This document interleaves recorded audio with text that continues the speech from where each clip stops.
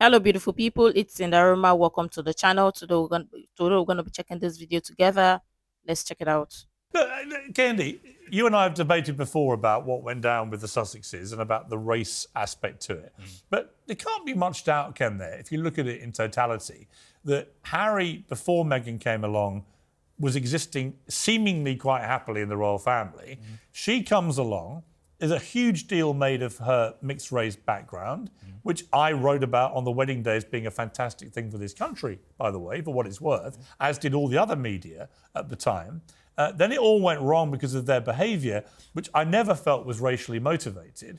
But there can't be much doubt that Meghan brought with her a lot of drama into Harry's life, because look at what happened since he met her. I mean, I think, firstly, there was plenty of drama in Harry's life before Meghan, like plenty of drama. And the idea that he was happy is clearly not true. He wrote a whole book saying he's not happy, spare all this, etc. And this is one of these, this is actually where... But he only wrote that years after being with Meghan. The idea that this black woman comes in and all of a sudden there's drama, it's ridiculous. It's not true. He wasn't happy. And she wanted to... That's a racist idea, right? Do you actually categorise her as a black woman? Yes, she's a black woman, because she's treated as a black woman. She's a black mother, white father. But do you think she's a black woman? Do you think people in Britain view her as a black woman? I think the evidence is very clear, how she was treated, how she was treated in the family, how she was treated in the press, that she was viewed as a black woman. Whether she viewed herself as a black woman when she went in, another question. Amala, she was certainly treated as a black woman. Amala, what's the view over in America about Meghan Markle in particular, particularly the way she's played the race card against the royal family as the only non-white bride we've had in the royal family?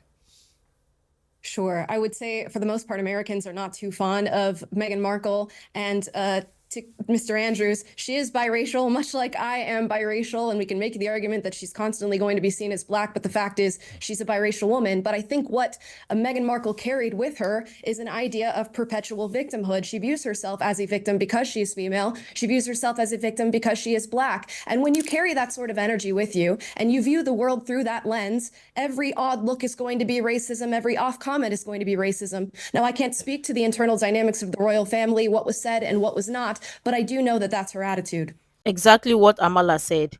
How to, for the world or for the society to hear your case or hear you play the victim card or play the black card or play the woman card is gonna sell, because obviously victimhood sells. Obviously people buy into victimhood because the society give room for that, and there are some people, or there are people who make profit off of this idea, playing the victim card, black card, woman card, you name it. She is Meghan is biracial, so why is she picking one side over the other? Why is that? Why are they doing that? Obviously, even many people who are biracial, you see, because of the woke ideology, they tell them which side to pick one side over the other. Why are you not picking both sides? Yeah, see, James, my take on it, for what it's worth, it's not a new take, you'll be aware of my view of it, but I sort of felt that they actually are both equally to blame for this, but they whipped themselves into a state of perpetual victimhood, not just from their own families, but also from the media and everything. Well, they were being attacked by the media. Well, they're also praised a lot. They never thanked the media for praising them. And then as soon as Camilla could get her oar in, allegedly... Camilla? Well, the suggestion is that she was feeding the press negative stories, Completely untrue. Well, have you spoken to Camilla? I have spoken to Camilla. Has that been through legal process? Do we know whether that is true or untrue? What? What I just said, is it factually true or untrue? There's no evidence Camilla has ever briefed anyone in the media about either of them. Well, it's alleged by Harry. Right, so we have to take it as an alleged offence, right? So that's what supposedly happened. So why now is the silence around Kate so loud? Because the palace have decided... There's no silence around Kate. Yes, there is. The palace have decided... She had a serious abdominal surgery. Kate, whereas when Meghan was being attacked constantly, nobody stood up for Meghan. The palace didn't release a statement at all. They said nothing, and Meghan continued to be attacked in the press. So I would argue that she wasn't playing a victim. She was a victim. Why was she and Harry attacked in the press? Well, that's a great question. I would argue that it was racism, but I can't. I can only see it through my lens. But hang on, they weren't attacked until after they got married, right? And I know this because I was writing columns about them, praising them. Well, so why did you change your tune? What made you decide? I'm going to tell you. I changed my tune like the rest of the British press when, after they got married, they started behaving in a weirdly, rankly hypocritical manner. They would preach about carbon footprint and climate change. Then we'd see them getting on Elton John's private plane. Okay, but Piers, that's stupid. Let me finish my point. They would we don't get to finish our point. You do. They literally tweeted about the need to take poverty seriously on their Twitter But they account have a security on the day issue. she had a $500,000 baby shower in New York, Piers, and then flew rich back people on the can think Clooney poverty's a private jet. problem. In other words, Okay, King Charles always goes on about climate change. Fine. Camilla's getting a private and by jet the on way, holiday. they all get criticised. We can all talk about They hypocrites. all get criticised. You don't think Charles and Camilla have been criticised? No, come on, Piers. You have to accept please. The two most criticised people in royal history were Charles and Camilla. That is not You're not old enough to remember. You are. I am. Right? Do not And patronise it me. wasn't. I remember our And it Queen wasn't Princess racially Diana motivated. and the crimes committed against her. How old were you when Diana died? It was 96, so I would have been just over 10, like 10. Right, you're 10. So you weren't old enough to know what was going down, But it right? was different. I knew Diana and I knew what went down. No one's been more vilified than Camilla in royal history. The idea that Meghan Markle got anything like the treatment that Camilla got but Piers, is for the... Just look at it this way. The society we live in today, you're not allowed to criticize a black person. You're not allowed to criticize a black woman, because if you dare do, you're gonna be labeled as racist, or the person is gonna be seeing themselves as, or viewing themselves as victims, and you are gonna be their oppressor. So they sell victimhood, they sell oppressed, they sell guilt tricking, and playing the black card, woman card, victim card. Why is it that people think it is okay to use the word racism just because you want to sell or push a certain agenda, or just because you want people to hear your side of the story? People criticize people daily. People criticize people for just the filthiest reason of whatever.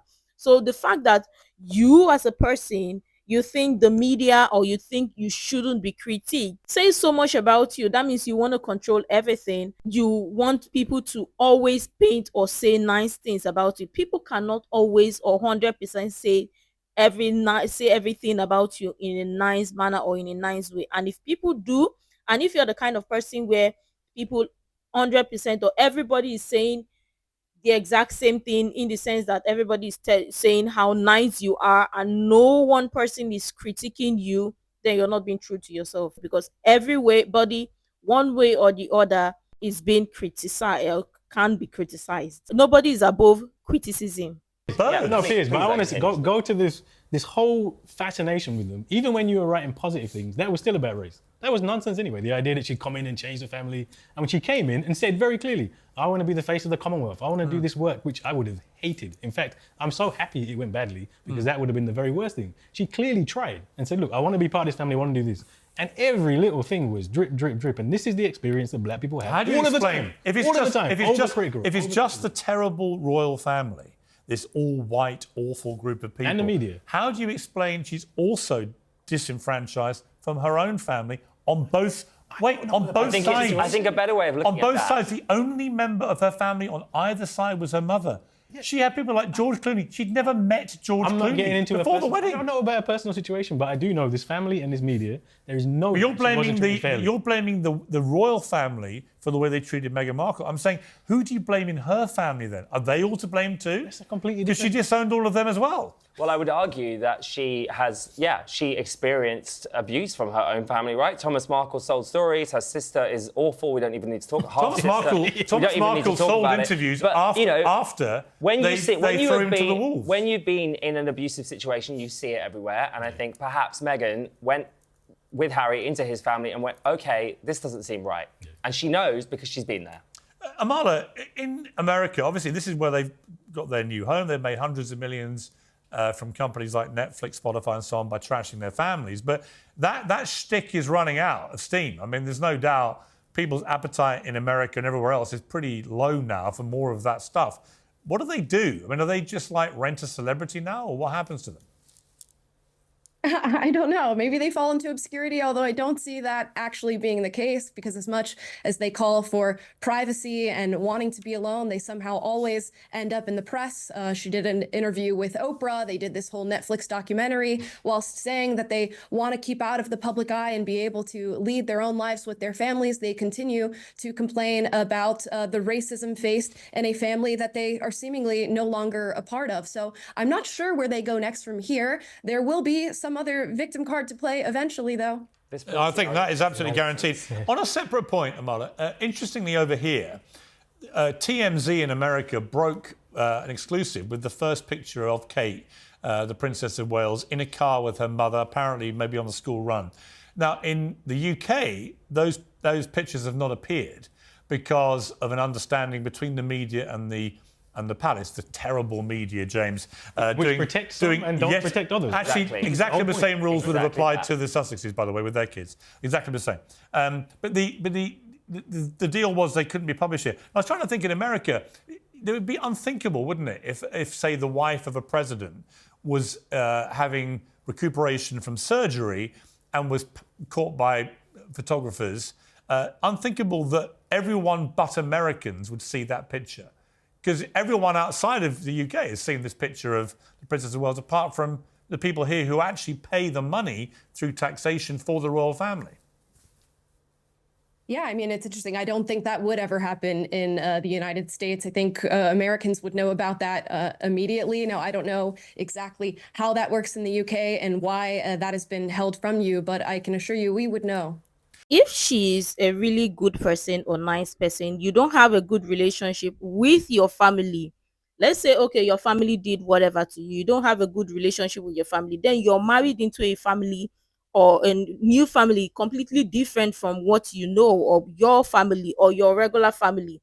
And then you came in, before you came into the family was doing fine. They were doing okay and all of that.